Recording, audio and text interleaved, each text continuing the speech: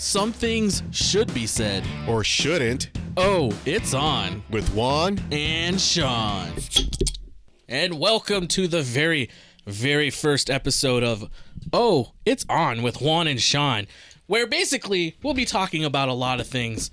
Some things will be said that you might agree with, and some things will be said most likely by Juan that might upset you, but you know what? That doesn't matter right now. And one thing we will be doing to stay current is talking about current events every once in a while. And I believe Juan here has a current event he would like to share with everyone. This current event here, it's like really, how do you say, it's something critical in today's world. Because right now we have a transvestite in Paris who goes by the name of Menard. Menard. So if you're from the Midwest, you know about Menards. It's a hardware store.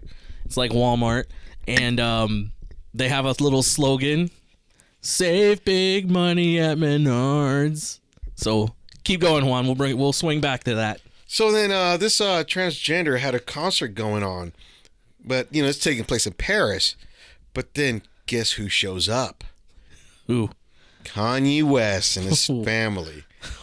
So Kanye, now that he's a full-fledged Christian and owns his own Christian church, he decides to throw a sermon.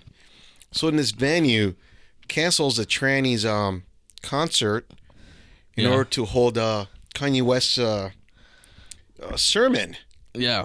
What kind of concert was the transsexual putting on?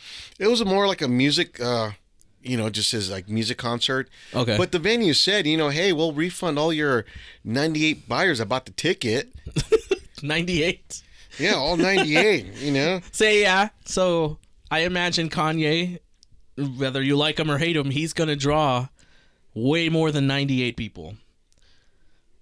That, you know what? Yeah. Exactly. And if I was the owner of this theater, I would have done the same thing. And I imagine that I would make so much money off of Kanye, we could hold the transsexuals concert at a later date and probably charge him half the venue fee. But the great thing though is that in this article it even states that his wife Kim Kardashian turned up for the service in an almost sprayed on latex brown bodysuit. Oh Ooh. Man. And that would make even more money, I imagine. Maybe not. But, yeah, that's... And to go on, this little tranny, upset, he made a comment saying that, and I'm going to read it, quote, "I am an artist, a trans woman, the director of a company, and I refuse to accept this denial and contempt," end quote. That's the director of a company. I don't know if it's it could be a nonprofit, it could be a volunteering thing, but a company most likely would want to make money, and you can either make $500 or you can make $15,000. I imagine most people would choose $15,000. But exactly. But then it comes to mind. It's like, now, is this like being racist, profiling? Because now you have a group of the LGBTQ versus the Black Lives Matter. Do you know what race the LGBTQ is? Did it say in the article? Well, if it's from Paris, he must be French. Like there's no black people in France? I see what you're saying, though. No, that makes sense. I would understand if it was, it's like black against whites, how it's always been. Yeah. But now you got other versus blacks. Yeah. But you know what the only color that matters in this whole story is? Yeah, what's that color? Oh, the color of green, baby. Yeah, green rules the world. Yeah, that's what makes the world go around, whether people like it or not. So you know what the owner of the theater is saying when he saw Kanye?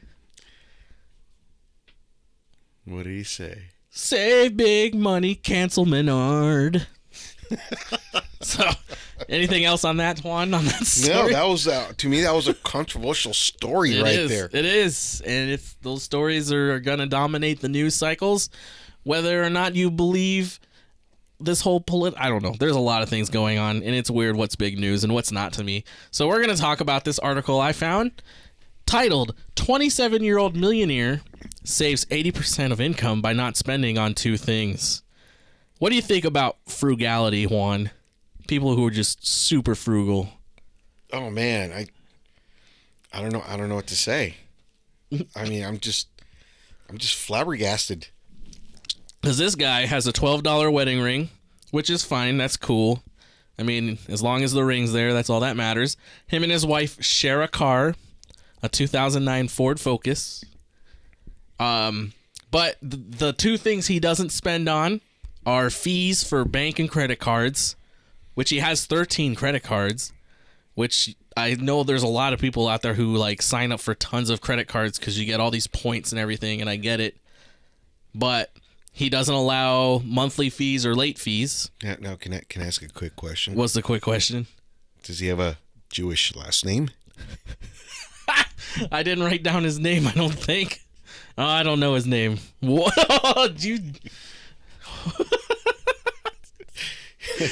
Just curious. He didn't look Jewish in his picture, I guess. But he does a lot of the other thing he doesn't pay for is entertainment, apparently, because as a secret shopper, you make money going and doing things that companies will pay you. He's made $30,000 some dollars since college, and I think he's been out of college for a few years now. That's how he was doing things in college. But he said that instead, if somebody wants to go somewhere or see a movie, he'll wait until he has the option to see it for free and or get paid for it, and he thinks it's dumb to pay for things if you can just do things for free, which kind of sounds inconvenient, but he's a millionaire, so I don't know what like I can say because I'm not a millionaire.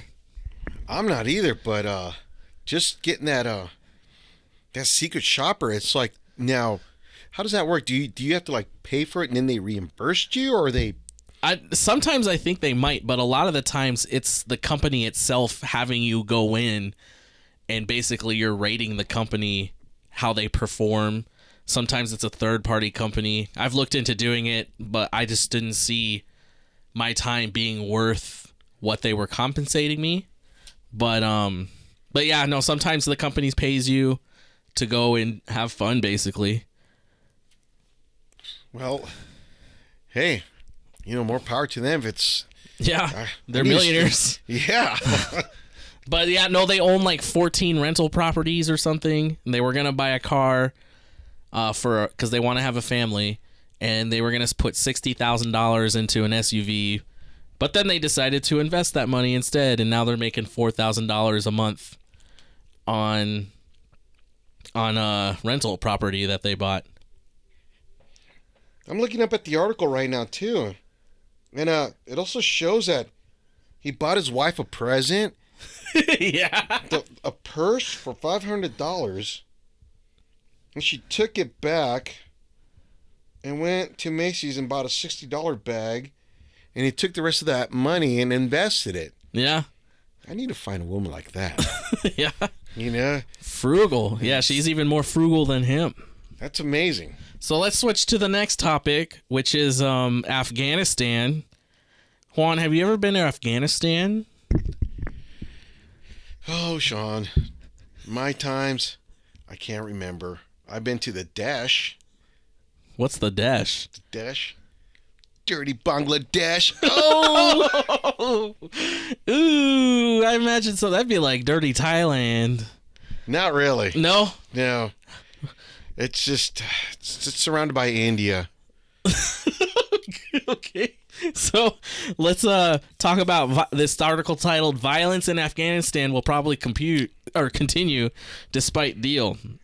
So, go ahead. I'm sorry. Go ahead. Go ahead. No, go ahead. All right. So, deal signed by the U.S. and the Taliban and the Afghanistan government to have the U.S. withdrawal. But 2 days later, there was a bombing in the Coast Province. Trump spoke to President Ashraf Ghani to congratulate the peace steps. Violence has dropped 80% since the signing. The deal is clouded by each party. Everybody's like a little confused on what the conditions actually are, especially with the prisoners of war swaps. The U.S. Is to have 8,600 troops left in Afghanistan in the next 135 days, which I didn't even know we still had that many troops. That's a lot of troops. Yeah, That's a lot of... that's a lot of money being spent on just the troops, not including all the contractors and all that. Then a lot of the times when they talk about us being somewhere, they don't talk about the contractors. It's troops. They don't talk about all the contractors that support them or protect them.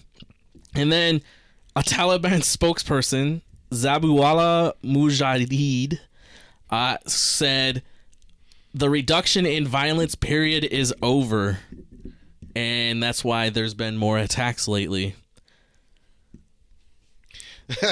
All I gotta say is, like, you know what? It's like these contracts, these negotiations, it ain't gonna do nothing. they're gonna still kill each other. Hey, that's the thing. It's in that region of the world, they've been killing each other forever. And the reason why, because you have clans, you have tribes, so everybody has like their own mentality, and just come in. It's like, let's change it up. And it's like here in in the U.S. you have great communities, and then you have bad communities. Exactly. With the gang violence and all that, and we haven't changed anything. Yeah. So what makes you think we're gonna go change someone else's minds? In a totally different mindset they have. Exactly. Like how are we supposed to go over there and tell them how to live? Which we've been trying to do already since forever, since the CIA has been putting in people, dictators in power. But we can still do it, right? Yeah, we can make it a first world country. Oh, we can. The American empire will remain supreme. Exactly. Forever. But now we have the Taliban. Yes. Weren't they our enemies before? Yeah, I know, right? Well, we gave them weapons in the 70s to fight off the Russians. Exactly. And then they used those weapons against us a few decades later. And then now back and forth, it's like sometimes we're friends with the Taliban. Obama gave them stuff.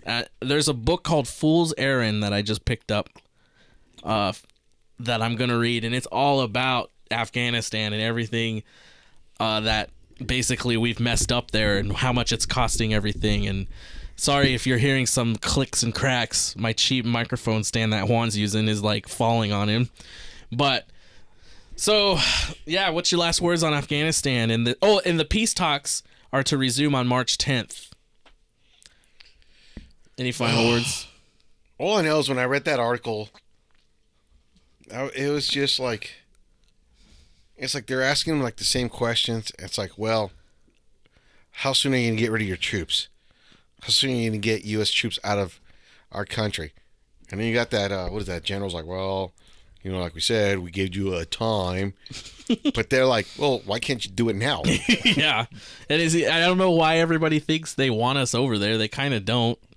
They sure don't. And the funny thing about it is, over there, those kind of neck of the country is if you want something done, especially work-wise or something, it's they get it done. Yeah. They don't beat around the bush oh, okay, we'll be there next week or give us 2 weeks from now. It's oh, okay, we can start tomorrow morning. We'll start getting everything out of the way, get it done. Yeah. So that's their mentality is so much different than ours. And it's the whole Soleimani thing when he got killed, the Iranian general. Mm-hmm. So what sparked kind of happened before that was there was, I can't remember who it was, but they went into a U.S. base or to the U.S. embassy that the Iraqi police were guarding. And when these people came up, the Iraqi police said, yep, go on ahead. They just let them in, and they destroyed the U.S. embassy. And it's I don't know what more you could say. Oh, they want us over there. And it's just we're over there spending money your little buddy Bloomberg, who spent $50+ billion or $1 million on ads in Texas. Exactly. Which is money that's going nowhere. And I was telling Sean, I was like, man, dude, that guy could have, he could have built some orphanages with that money. He could have helped a lot of the homeless that are here in our country. He could have hired some people to do some work. Yeah. Which he's a businessman. You would think that's what he would want to do. Exactly. Maybe he would want to hire Kanye to come to his concert when there's 98 tickets sold for his venue space. So we're going to switch from Afghanistan to the other hot topic lately, the one everybody's panicking over, the one I'm having a little trouble finding the information I want on, and the Centers for Disease Control urges sick workers to stay at home. But what if you don't get paid sick leave? And what blew my mind about this is there's paid sick leave. Like, I don't think I've ever had paid sick, except in the Army, but your salary. I've never had an hourly job where you get paid sick leave. You get sick days, but I don't think I was ever paid for those. And you know what? To be honest, if my current employer, they don't pay sick leave. We have what's called paid time off. So the way that works, it's like, okay, the more you work for a company, you accumulate PTO, paid time off. Yeah. And so when you're sick, they'll just take that 8 hours that you're sick. They do that? They do that. It's kind of scandalous because a lot of people are like complaining. They're like, hey, well, what if I just want to call out sick and not use my PTO because I want to save it for vacation? They're like, no, we got to use it. Oh, geez. And so then I'm talking to kind of like the third person in charge of where I work. I go, so I tell them, like, you know what? It kind of makes no sense. It just baffles me. So a person calls out, then you pay them for calling out, but then you call in someone else to come in to cover a shift. So now you're paying 2 people for 1 shift. Yeah. Explain that to me. What'd they say? Nothing. He just looked at me like, oh, we didn't think that far. I don't know what it's like. There was, when I worked on the Strip, I had a second job. So my job on the Strip was on call, and I had another on call job. And they would say, like, I'd get for my other job off the Strip, I'd say, okay, I need these dates off if I can get them so that I can work this other job. And they said, oh, okay, put in PTO. And I was like, you want me to use my vacation time so I can go work my other job? And they're like, that's how it works. I was like, that's so dumb. Okay, we're getting off the topic. We are. You threw a little wrench. So we can talk about PTO another time. Anyways, on call or whatever, all of it. Yeah, but the reason I brought it up because, well, go ahead, tell them, read the article about it so people know why I brought up PTO. Okay, so March 3rd, as of March 3rd, there's around the world, there's been 91,313 cases of coronavirus. 3,118 of those have ended up dead. And the more I try to find, because I want to know who the people are dying, if it's a certain type of person or age. And from what I'm finding, most of it is the older people. Like in the U.S. so far, as of recording this, all the people that have died in Washington have been in a nursing home. So they're all old. What is that, like a max so far? Is like the total is just 10? Yeah, right now. The 10th one, I think, died today.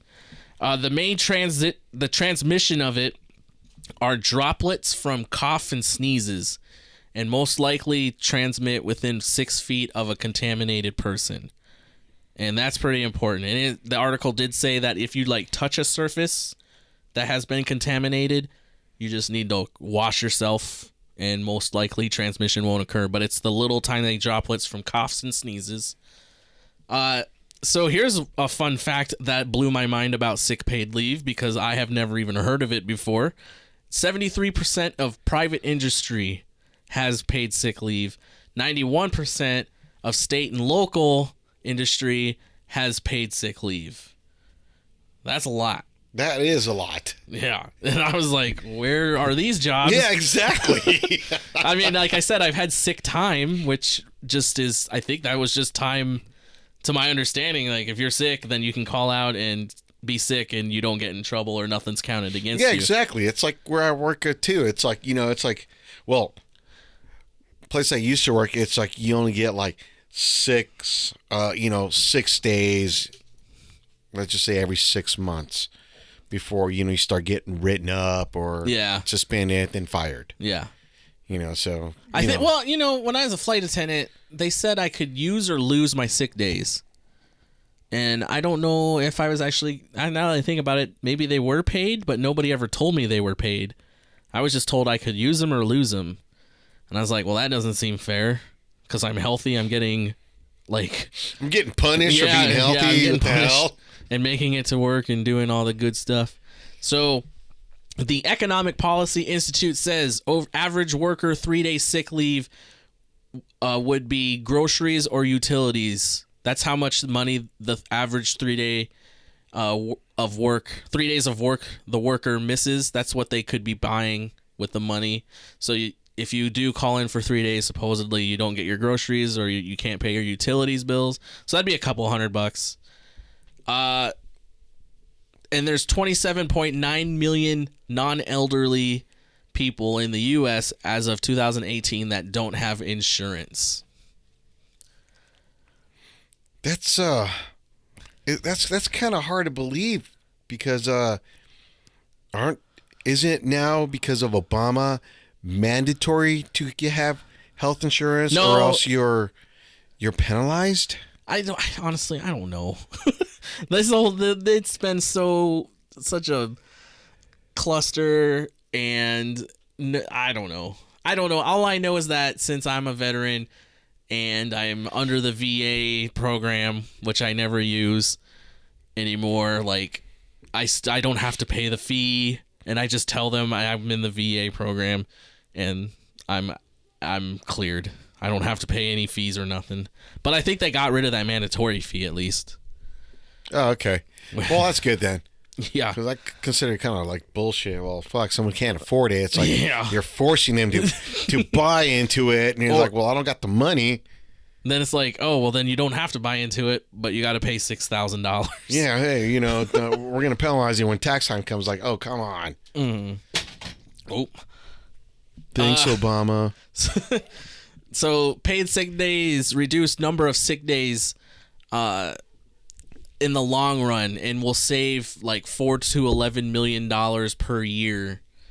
They say, like, sick days lost to people having the flu or similar sicknesses. But then the article says future research is needed to verify these numbers. So like they're making conjectures. Some, I think they said 7 states and 32 local municipalities have rules saying that companies need to provide sick leave, which I don't agree with, that they force them to. But if a company does, I mean, I am now interested in companies that give me money if I'm sick. Definitely. I mean, I would quit my job right now, probably. I mean, I don't hardly ever get sick, but it's one of those, like, I know if I'm sick, I can't make money. And it'd be nice if a company could provide that for me.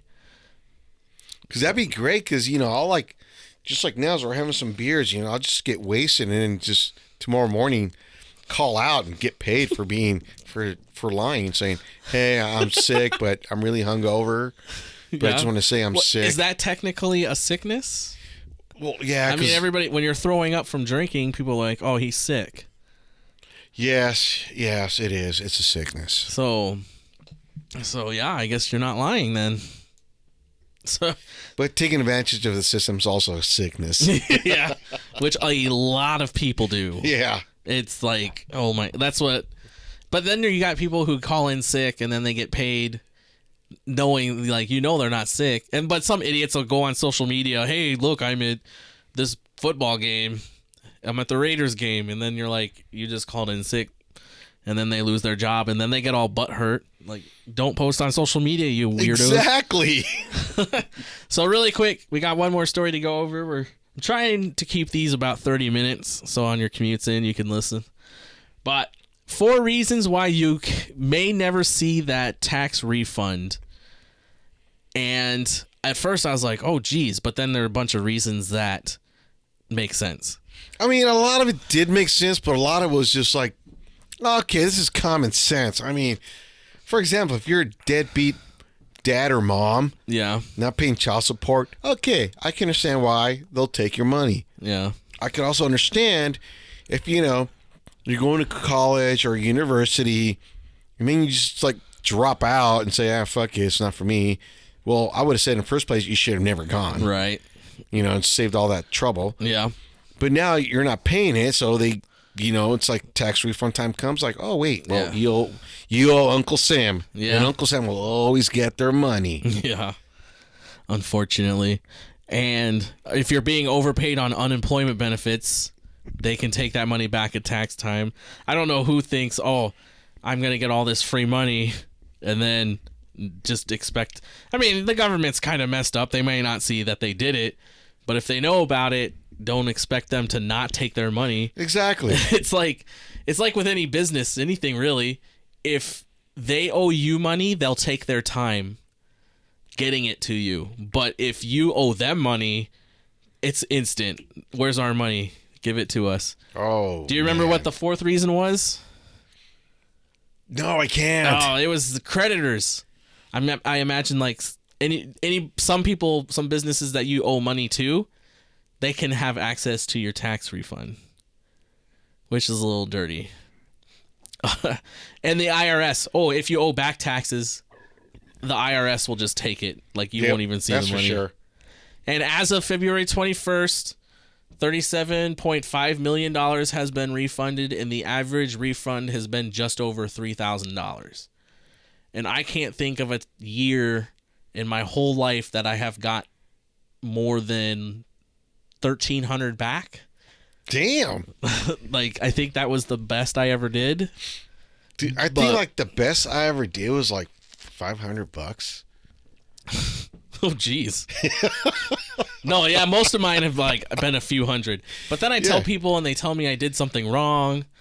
So maybe I did do something wrong. I don't know. It's all stupid. No, but then I look at it and like I see, because it's like, because the way I do it, it's like I let the government take the least amount of money. So, yeah. Usually you end up paying if you do that. Well, that's when, you put into play what you're spending, where you're working, what you're buying. Itemizing. Are you a church-going person like I am? Yes, I am. Because I give my profits to God, and Uncle Sam's got to give it back to me. Or you donate to... I donated my car last year, so that's a nice little deduction I get. Exactly. So all that. So that's why when people say it's like, you only got that much back, I'm like, well, you understand how much big my checks were compared to yours. Yeah. So yeah. So to me, I was like, I'm not feeling it. Yeah. That's why when I see business owners where it's like, especially business owners, like when they do their tax times and when they break even, like they don't owe Uncle Sam nothing and Uncle Sam doesn't give them nothing. It's like they're happy. Yeah. Because they're like, oh my God. It's like, it's great breaking even because you don't owe them nothing. Yeah. But you're not getting nothing back. So that means you kept everything, your earnings. You kept what you made. Yeah. Okay, so really quick, there's one more story. Bradley Cooper and Irina Shayk have lunch together with daughter in New York City. And there wasn't really much to this story other than Irina saying how hard it is to be a single mom because you got work. And Bradley Cooper, obviously, he's probably making a lot more money than she is. So she's probably missing that money. Well, unless the alimony payments, if he's not paying his taxes right, maybe she's getting it. But go ahead. Well, I don't know. That was like a great little story, but it seems to me that he has custody of the kid. Oh, I thought she did. Oh, she did? Well, I do remember reading that she said life is more difficult than she thought being a single mom. Yeah, she did say that. Yeah. But there's times where it's like, well, I got the kid for 2 days, and, she's going to go out and party tonight and comes back, and the little kid's hungry in the morning. It sounds like you have experience with this. Yeah, I've seen it. So, and then she's like, what am I doing? I'm still young and beautiful. that's probably what's going through her mind. And, I have a kid now. Responsibilities. And then you got Bradley Cooper. It's like, well, it's my kid, Let's go see your mom. But as a article quotes it, they're still best friends. Mm-hmm. Which they're co-parenting, which is cool. So I just wanted, before we end this here, on this first episode of Oh, It's On with Juan and Sean. So they say they held their relationship together as long as they could for their daughter. Do you think it's a good idea to stay in a relationship for the kid? If that's the sole reason. You know what? I've seen a lot of people do it, and I've seen it work, because they're just like, they just become like now like mutual partners, where it's like, I'm helping you, you're helping me, we're here, okay. Yeah. Maybe sexual once in a while, but it's like you're both now, instead of looking at each other's interests, we're looking at the kids' interests. Make sure they're growing up great. Yeah. All right, so I've seen stuff like that, parents like that, where it's like, shit, you guys got it to work. Wow, I'm impressed. You know who'd be impressed with that? Who? Denzel Washington. Damn. Have you seen him talk about that? No. Oh, geez, dude. He's like, where are the fathers? He's like, in the black communities, one of the reasons why it's so bad is because there's no fathers. He went off, dude. He was mad. Oh, I can't believe it, because they're all in jail. I wasn't saying that. That was all Juan. Yeah, but it's true. It's like, and I'll be honest, and it's like, women are going to hate me for this, but to be honest, to raise a boy, you need a man. A woman cannot do that job. I don't care how much you say that, oh, a woman can't do it. She's like, no. Because it needs to be a man to raise that boy. Raise him right. There's going to be those ones that do good, but yeah. So thanks for tuning in to the first episode of Oh, It's On with Juan and Sean. And if you made it through this episode, thank you. We stumbled quite a bit, but stay tuned for episode number 2.